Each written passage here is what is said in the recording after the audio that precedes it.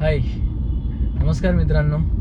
सध्या जेन A I machine learning याबद्दल खूप चर्चा चालू आहे, तर त्याबद्दल बोलूयात.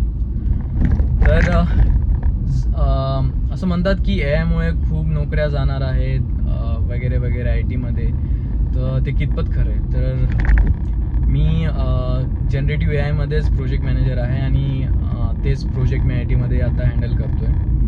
तर कंप्लीट जॉब लॉसेस नाही होणार, बट जनरेटिव्ह एआयचा जो इम्पॅक्ट आहे तो साधारण बऱ्यापैकी जे एक्झिस्टिंग जॉब रोल्स आहेत त्यांना रिप्लेस करेन.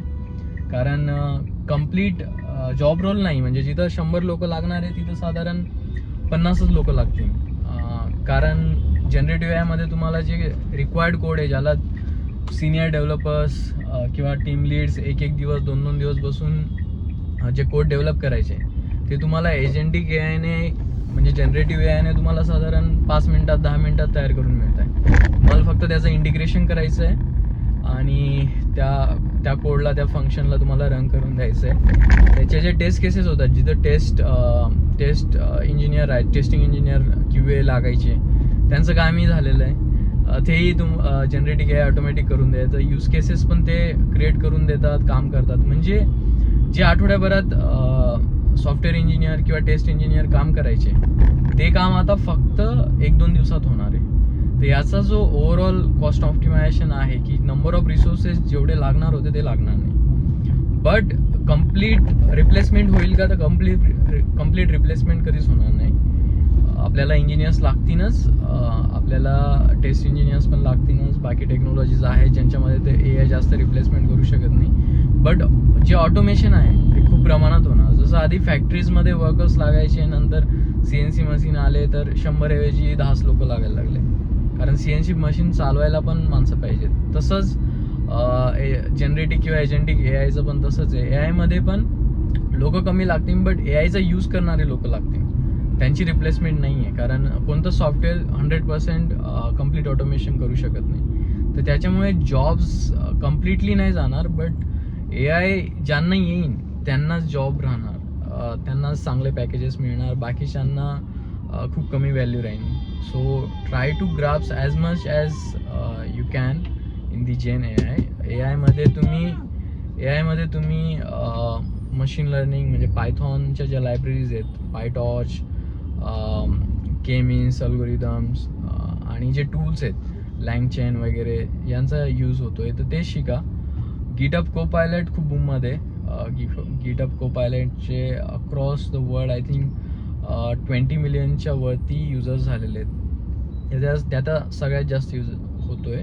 गिटअप कोपायलट म्हणजे मायक्रोसॉफ्टचं कोपायलट, ज्यांचं ओपन ए आय ChatGPTचाच API यूज करत आहे.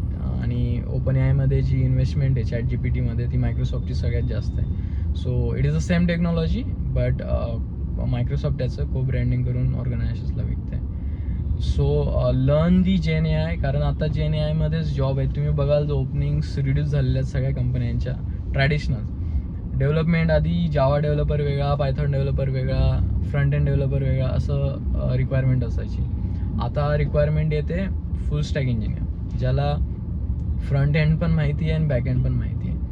तर या अशा प्रॉब्लेम्समध्ये कोण टिकू शकतं? तर ज्याला सगळ्या गोष्टी थोड्या थोड्या येतात आणि जो खूप स्किल आहे एखाद्या टेक्नॉलॉजीमध्ये जी रेअर आहे. जस्ट लाईक जावाची बॅकएंड मध्ये खूप लोक नसतात, कारण इट्स टफ. तर जावा बॅकएंड स्ट्रॉंग असायला हवं, पायथॉन स्ट्रॉंग असायला हवं. पायथॉन जर चांगलं येत असेल तर फ्युचर चांगलं आहे आणि फुल स्टॅक डेव्हलपरला चांगले सॅलरीज पण भेटतात, more than any of the other developers. Plus आता प्रॉम्प्ट इंजिनिअरिंगमध्ये पण चांगली ग्रोथ आहे. तर प्रॉम्प्ट इंजिनिअरिंग म्हणजे जेन ए आयला जे कमांड्स लागतात, जे प्रॉम्प्ट द्यायचे आहेत, आता जेन ए आयमध्ये वेगवेगळे डेटा सेट्सवर काम चालतं. वेदर इट्स कोडिंग असिस्टन्स म्हणजे सॉफ्टवेअर कोड डेव्हलपमेंट, और तुम्हाला व्हिडिओ तयार करायचे आहेत तर व्हिडिओमध्ये वेगळे, टेक्स्टमध्ये वेगळे, क्रिएटिव्ह फील्डमध्ये जे टेक्स्ट तयार करायचे, एखादी पोएम तयार करायची आहे तर ते जेन ए आय करू शकतं. असे वेगवेगळे डोमेन्समध्ये काम चालू आहे सध्या, आणि प्रत्येकाचे वेगवेगळे डेटा सेट्स आहेत आणि त्यांचे वेगळे टूल्स आहेत. तुम्हाला आता JNAIचे हे नवीन टूल्स, नवीन डेटा सेट्स, नवीन अल्गोरिदम्स हे जर शिकलात तर फ्युचरमध्ये चांगला स्कोप राहील.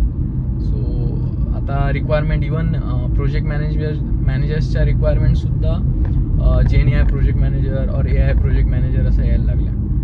जिथं AI ॲक्च्युली प्रोजेक्ट मॅनेजरला तरी ॲक्च्युअल कोडिंग किंवा काही काम करायचं नसतं, त्यांना तर मॅनेज करायचं असतं प्रोजेक्ट, प्लस त्याचं डोमेन नॉलेज असलेल्यांनाच आता रिक्वायरमेंट आहे, बाकीच्यांना नाही आहे. सो एवढा डिफरन्स आलेला आहे. So learn the JNAI, you will have the plenty of opportunities, but इतरांना ट्रॅडिशनल जॉब्समध्ये जरूर इम्पॅक्ट असणार.